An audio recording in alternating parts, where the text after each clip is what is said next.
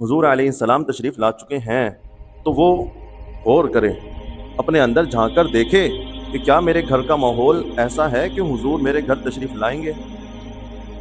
क्या हमारे घर के अंदर से बेहयाई फहाशी के काम ख़त्म हो चुके हैं। क्या हमें ईद मीलादुन नबी मनाना चाहिए। हमें ईद मीलादुन नबी मनाना चाहिए। और वो कैसे मनाना चाहिए। अजान की आवाज़ आए, मस्जिद में जाएं, ईद मीलादुन नबी मनाएं और रोज़ मनाना चाहिए। भूखे को खाना खिलाएं, ईद मीलादुन नबी मनाएं। नंगे को कपड़ा पहनाएं, हाजत रवा की हाजत को पूरा कीजिए, ईद मीलादुन नबी मनाइए। ईद मीलादुन नबी का मकसद क्या होता है। ये कोफ्ते शोफ्ते, बिरयानी, लेग पीस, ये तो हुजूर ने कभी खाया ही नहीं था। हुजूर ने कभी बिरयानी नहीं खाई, कभी लेग पीस नहीं खाया, कभी ये रंग बरंगे जो हम खाने बनाते हैं ये तो हुजूर ने नहीं खाए, कभी नहीं बनाए। हुजूर अलैहिस्सलाम की जो पैदाइश का मकसद था, जो हुजूर का लंगर जो है वो इस्लामी तालीमात है, वो किताबुल्लाह है, वो कलामुल्लाह है। हुजूर अलैहिस्सलाम ने हमको जो दिया, हमें जिसकी भूख रखवाई, वो है किताबुल्लाह, कलामुल्लाह के जहाँ पर मोमिन जो होता है उसके अंदर एक भूख होती है। वो जहाँ भी देखता है कि अल्लाह के रसूल की बात हो रही है, फ़ौरन वहाँ चला जाता है। ये है हुजूर अलैहिस्सलाम का लंगर। मेरे भाइयों, एक लम्हे के लिए अपने अंदर झांक कर देखिए कि क्या हुजूर अलैहिस्सलाम आ चुके हैं, क्या हुजूर अलैहिस्सलाम तशरीफ़ ला चुके हैं। क्योंकि जब हुजूर अलैहिस्सलाम इस दुनिया में तशरीफ़ लाए थे ना, तो अरब ने गालम गलोच छोड़ दी थी, शिरक को छोड़ दिया था, बुतों की पूजा करना छोड़ दी थी, औरतों की इज्जत करना शुरू कर दिया था, बेटियों को जिंदा दरगोर करना छोड़ दिया था, माओ बहनों बेटियों बहनों के सरों पर हाथ रखा था, माओ की कदर करना शुरू कर दी थी। घर के लड़ाई झगड़े के माहौल से बिल्कुल पाक हो गया था वो माशरा जब हुजूर अलैहिस्सलाम तशरीफ लाए थे। तो अगर कोई शख्स ये ख्याल करता है, ये दावा करता है कि हुजूर अलैहिस्सलाम तशरीफ ला चुके हैं, हुजूर अलैहिस्सलाम तशरीफ ला चुके हैं, तो वो गौर करे, अपने अंदर झांक कर देखे कि क्या मेरे घर का माहौल ऐसा है कि हुजूर मेरे घर तशरीफ लाएंगे। क्या हमारे घर के अंदर से बेहयाई फहाशी के काम ख़त्म हो चुके हैं। क्या हमारे घरों के अंदर से गालम गलोच ख़त्म हो चुकी है। क्या हमारे घरों के अंदर से लड़ाई झगड़े जो थे वो ख़त्म हो चुके हैं। अगर वो ख़त्म हो चुके हैं तो मुबारक हो, आपके घर हुजूर तशरीफ़ ला चुके हैं।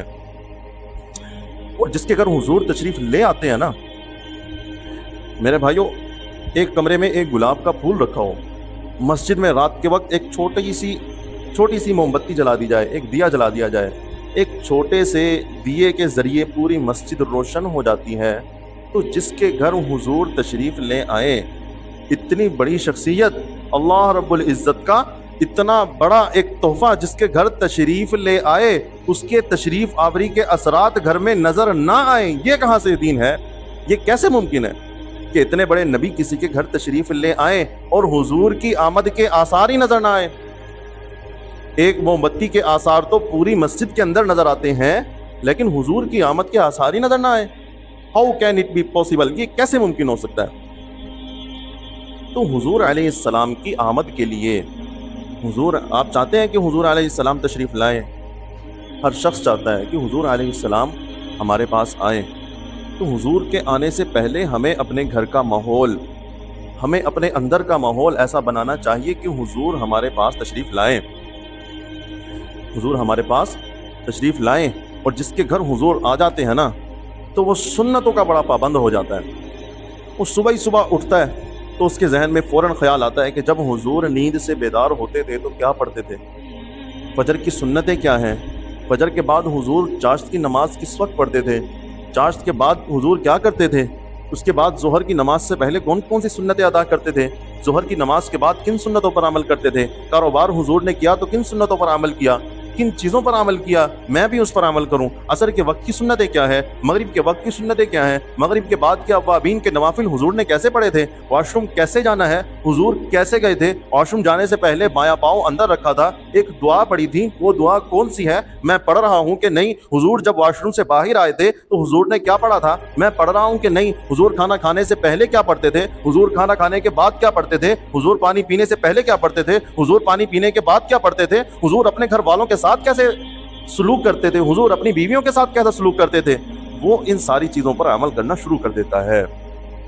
ये होती हैं निशानियाँ कि अब इसके पास हुजूर तशरीफ़ ला चुके हैं, इसकी ज़िंदगी के अंदर हुजूर अलैहिस्सलाम की सुन्नतें पेवस्त हो चुकी हैं, अब ये हुजूर का पक्का उम्मती है। अब वो दावा कर सकता है कि हाँ, अब वाक़अतन हुजूर अलैहिस्सलाम मेरी ज़िंदगी में तशरीफ़ ला चुके हैं। एक नुक्ता आप हज़रात की सिमात कर देता हूँ कि हुजूर अलैहिस्सलाम की वालिदा का नाम आप हज़रात को मालूम है?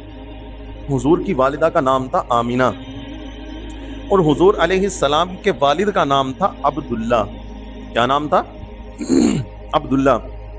अब्दुल्ला का माना होता है अल्लाह का बंदा और आमिना कहते हैं अमन देने वाली। अमन देने वाली आमिना होती है और इन दोनों के मिलाप से हुजूर अलैहिस्सलाम इस दुनिया में तशरीफ़ लाए। तो हुजूर अलैहिस्सलाम की तशरीफ़ आवरी का मकसद ये हुआ कि आप अल्लाह का बंदा बनकर इस दुनिया के अंदर अमन का दर्स दें। ये हुजूर अलैहिस्सलाम की ज़िंदगी का खुलासा है।